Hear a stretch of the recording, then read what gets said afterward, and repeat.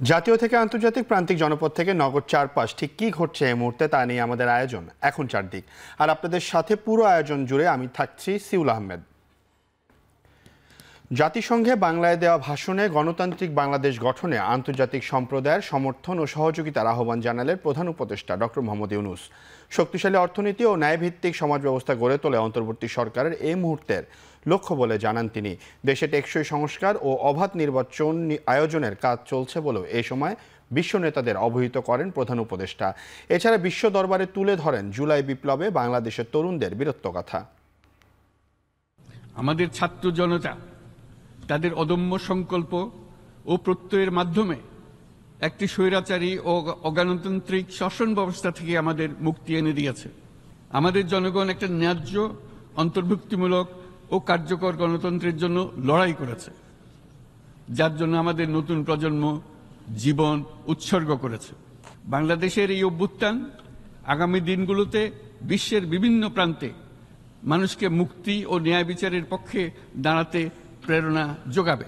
অতীতের ভুলগুলোকে সংশোধন করে একটা প্রতিযোগিতামূলক ও শক্তিশালী অর্থনীতি এবং ন্যায়ভিত্তিক সমাজ ব্যবস্থা গড়ে তোলায় এই মুহূর্তে আমাদের মূল লক্ষ্য। আমরা মানুষের মৌলিক অধিকারকে সমুন্নত ও সুরক্ষিত রাখতে দৃঢ় প্রতিজ্ঞ। আমাদের দেশের মানুষ মুক্তভাবে কথা বলবে, ভয়ভীতি ছাড়া সমাবেশ করবে, তাদের পছন্দের ব্যক্তিকে ভোট দিয়ে নির্বাচিত করবে, এটাই জাতির আকাঙ্ক্ষা। রাষ্ট্র ব্যবস্থার সকল পর্যায়ে সুশাসন ফিরিয়ে আনাই আমাদের অভীষ্ট।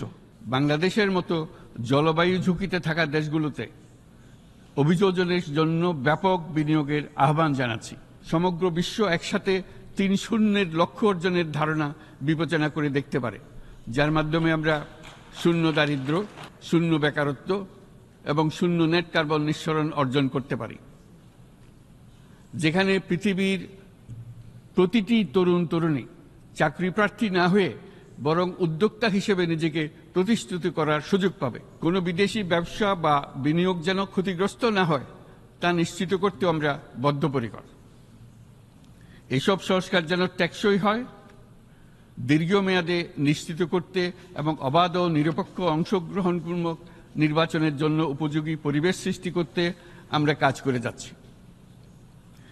গণতন্ত্র, আইনের শাসন, সমতা, সমৃদ্ধি অর্জনের মাধ্যমে একটি ন্যায়ভিত্তিক সমাজ হিসেবে আত্মপ্রকাশের অভিপ্রায় বাস্তবায়নে আমি বাংলাদেশের প্রতি আন্তর্জাতিক সম্প্রদায়ের সমর্থন ও গভীরতর সম্পর্ক গঠন করার জন্য আহ্বান জানাচ্ছি। 2 দিনের টানা বর্ষণে উত্তরাঞ্চলে বাড়ছে নদ নদীর পানি। তিস্তা, ধরলা, দুধকুমার, ব্রহ্মপুত্রের বিপদসীমার নিচে থাকলেও স্বাভাবিকের চেয়ে বেড়েছে পানির প্রবাহ। পানি উন্নয়ন বোর্ডের তথ্য মতে আগামী 2 দিন তিস্তা নদীর পানি বৃদ্ধি অব্যাহত থাকতে পারে। পরবর্তীতে একদিন স্থিতিশীল থেকে আবারও কমবে পানির চাপ। যদিও নদী তীরবর্তী মানুষের মাঝে দেখা দিয়েছে বন্যার সংখ্যা। এমন অবস্থায় তিস্তার পানির চাপ সামাল দিতে খোলা রাখা হয়েছে ডালিয়া পয়েন্টের 44টি জলকপাট। অন্যদিকে সর্ব উত্তরের জেলা পঞ্চগড়ের করতোয়া ও মহানন্দা নদীর পানিও বেড়েছে। এতে জেলায় বন্যার সংখ্যা না থাকলেও পানি বৃদ্ধি অব্যাহত থাকায় ব্যাহত হচ্ছে পাথর শ্রমিকদের কাজ।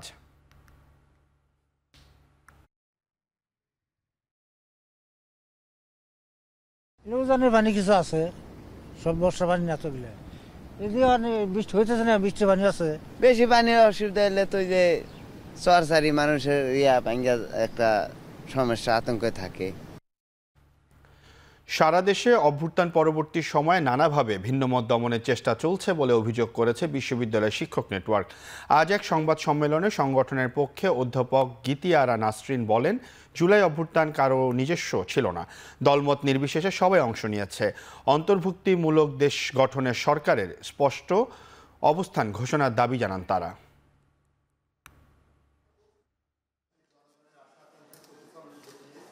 কালে ঢাকা বিশ্ববিদ্যালয়ের শিক্ষক ক্লাবে সংবাদ সম্মেলনে এসব কথা তুলে ধরা হয়।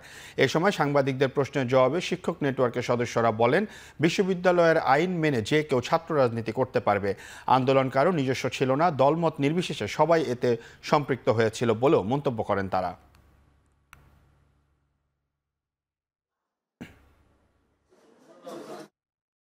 কক্সবাজারে সেনা কর্মকর্তা লেফটেন্যান্ট তানজিম সারোয়ার নির্জন হত্যার ঘটনায় মূল অভিযুক্ত নাসির উদ্দিন ও তার সহযোগী এনামুল হককে গ্রেপ্তার করা হয়েছে। ভোরে চকরিয়া কাহারিয়া ঘোনা এলাকায় অভিযান চালিয়ে তাদের গ্রেপ্তার করে যৌথ বাহিনী। এ সময় 2টি দেশীয় আগ্নেয়াস্ত্র ও 3 রাউন্ড গুলি উদ্ধার করা হয়। গ্রেপ্তারকৃতরা প্রাথমিক জিজ্ঞাসাবাদ হত্যার সঙ্গে জড়িত থাকার কথা স্বীকার করেছেন বলে জানিয়েছেন র্যাব। গ্রেপ্তার নাসির উদ্দিন ও এনামুল হক চকরিয়ার ডুলাহাজরা ইউনিয়নের বাসিন্দা। গত 23 সেপ্টেম্বর কক্সবাজারের চকরিয়া উপজেলার ডুলাহাজরা ইউনিয়নের পূর্ব মাইসপাড়া এলাকায় অভিযানে গিয়ে ডাকাতদের ছুরিঘাতে নিহত হন লেফটেন্যান্ট তানজিম সারোয়ার নির্জন।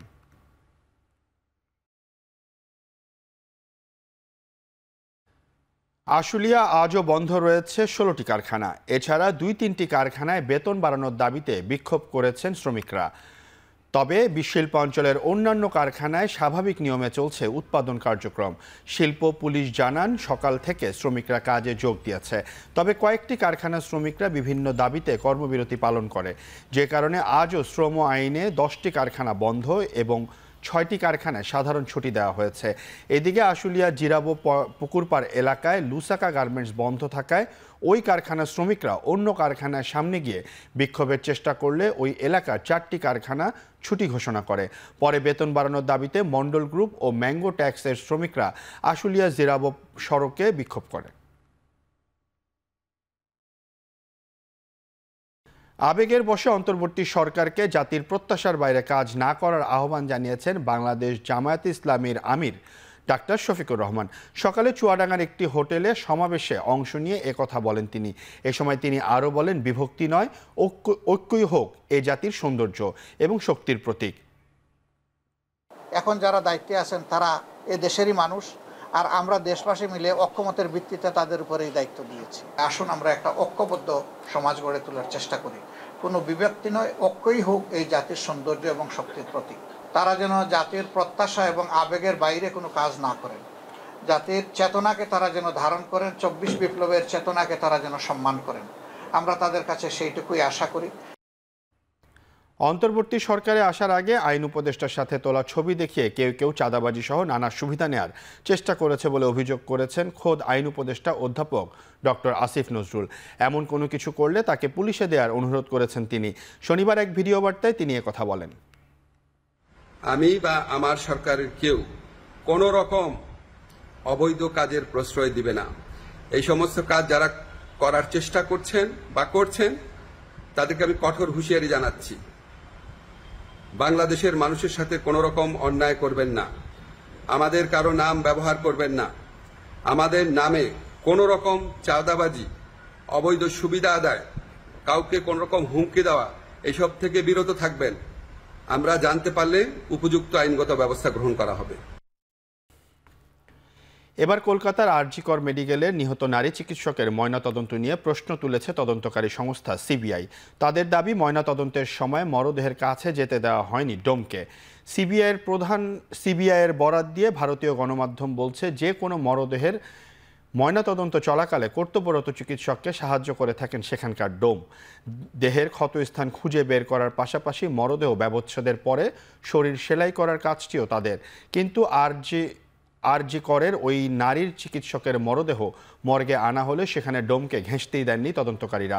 সিবিআই বলছে, মরদেহের কোথায় কোথায় ক্ষত ছিল তা আড়াল করতে এ কাজ করা হয়েছে।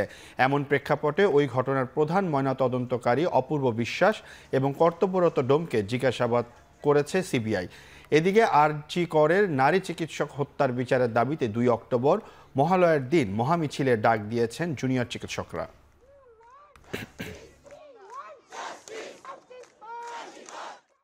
বৈরুতের দক্ষিণাঞ্চলে আবাসিক এলাকায় ইসরায়েলি হামলায় আরও 9 জন প্রাণ হারিয়েছে, আহত হয়েছেন শতাধিক বাসিন্দা। আগামী কয়েকদিন বৈরুত অভিযান অব্যাহত রাখারও ঘোষণা দিয়েছে তেল আবিব। এছাড়া হিজবুল্লাহর প্রধান হাসান নাসরুল্লাহকে লক্ষ্য করে লেবাননের বৈরুতে কমান্ড সেন্টারে বিমান হামলা চালানো হয়েছে বলে স্বীকার করেছে ইসরায়েলি বাহিনী। এমন পরিস্থিতিতে যুক্তরাষ্ট্র ও ফ্রান্সের যৌথ উদ্যোগে লেবাননে 21 দিনের যুদ্ধবিরতি কার্যকরের প্রস্তাব দিয়েছেন জাতিসংঘ মহাসচিব আন্তোনিও গুতেরেস। তিনি বলেন, গাজায় চলমান আগ্রাসনের মধ্যে আরেকটি সংঘাত বন্ধের আলোচনা চালানো সম্ভব না। অন্যদিকে লেবাননের বৈরুতে হামলার বিষয়ে যুক্তরাষ্ট্র কিছুই জানত না বলে মন্তব্য করেছেন প্রেসিডেন্ট জো বাইডেন। তবে মার্কিন সেনাদের প্রস্তুত রাখতে পেন্টাগনকে নির্দেশ দিয়েছে বাইডেন প্রশাসন। যুক্তরাষ্ট্রের দক্ষিণ পূর্বাঞ্চলে হারিকেন হেলেনের তাণ্ডবে অন্তত ৪০ জনের প্রাণহানি হয়েছে। এর মধ্যে শুধু জর্জিয়াতেই মৃত্যু হয়েছে ১৫ জনের। ফ্লোরিডার পর হারিকেন হেলেনের প্রভাবে বিপর্যস্ত জর্জিয়ার জনজীবন। ঝড়ের প্রভাবে ভারী বৃষ্টিতে তলিয়ে গেছে মহাসড়ক, বন্ধ আছে যান চলাচল। এছাড়া বৃহস্পতিবার স্থানীয় সময় সন্ধ্যায় টেনেসি, নর্থ ও সাউথ ক্যারোলাইনায় আঘাত হানে হারিকেন হেলেন। আকস্মিক বন্যা ও ঝড়ো বাতাসের কারণে ৬টি অঙ্গরাজ্যে এখনও জারি আছে টর্নেডো সতর্কতা।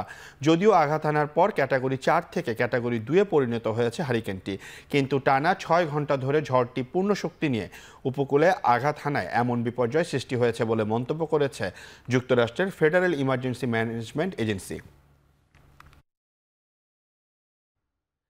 এদিকে হারিকেন হেলেনের আঘাতে বন্ধ হয়ে গেছে মেক্সিকোর উপসাগরে যুক্তরাষ্ট্রের তেল ও গ্যাস উত্তোলন। যুক্তরাষ্ট্রের সেফটি অ্যান্ড এনভায়রনমেন্টাল ব্যুরো জানিয়েছে, মেক্সিকো উপসাগরে বন্ধ রয়েছে 24% জ্বালানি তেল ও 18% প্রাকৃতিক গ্যাস উৎপাদন। শুক্রবার থেকে বন্ধ রয়েছে 9টি তেল গ্যাস উত্তোলন প্রতিষ্ঠানের কার্যক্রম।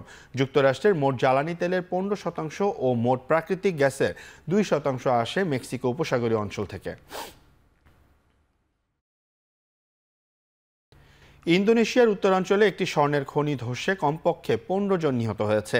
নিখোঁজ 7 জনের সন্ধানে চলছে উদ্ধার কাজ। দেশটির দুর্যোগ ব্যবস্থাপনা এজেন্সি বলছে, উত্তর সুমাত্রা প্রদেশের সুমাত্রা দ্বীপে শুক্রবার ধসে যায় একটি স্বর্ণের খনি।